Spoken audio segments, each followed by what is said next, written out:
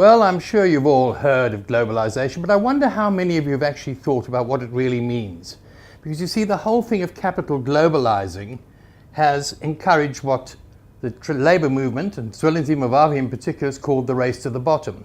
It's a practice that, for example, a company like Adidas, for example, doesn't have a single factory, never has had. They simply have a design center, a very small group, and then they tout around the world for the cheapest possible place to produce the quality of sporting goods that they want. The same thing applies to all the major top brands, whether it's Jeep from the United States or Benetton or H&M, whatever. But they go from place to place, and that is globalization.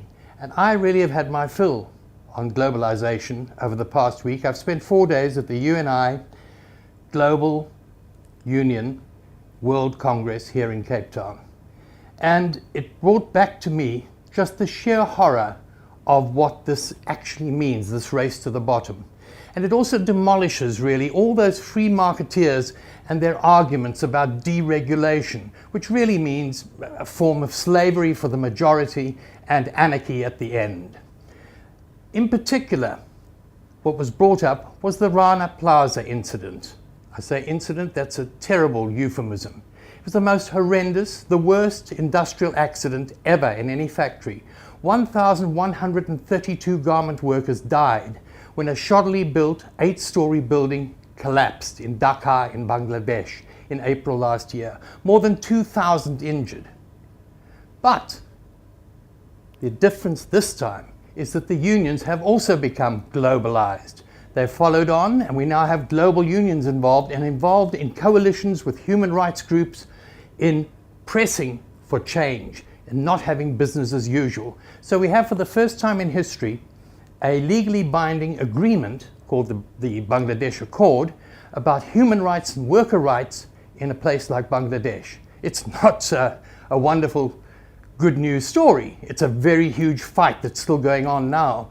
The union members are being harassed, are being kidnapped, etc. It's a terrible situation around the world. But courtesy of modern technology, workers, even at a shop floor level, are able to communicate from continent to continent, from city to city, from plant to plant. And gradually, there's the prospect building up of actually changing a system that is in danger of actually destroying the planet. As Sharon Burrow, the General Secretary of the International Trade Union Confederation, said, there'll be no jobs on a dead planet.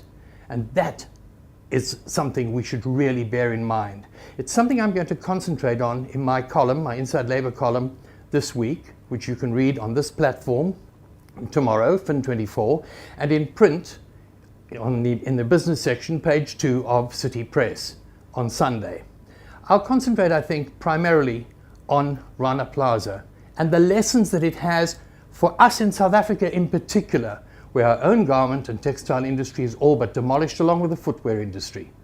And that's, I hope, you will look at very closely. In particular, those of you who have commented on the basis that unions are passé, dinosaurs, wreckers, or that the labour laws should be done away with because they're too restrictive. These are laws that were brought in by union members getting down and fighting for them, fighting for the rights of workers, which are basically human rights. So that's what I'll concentrate on. And of course, I look forward to your comments again at editor@fin24.com. And for this week, that's all from me. Cheers.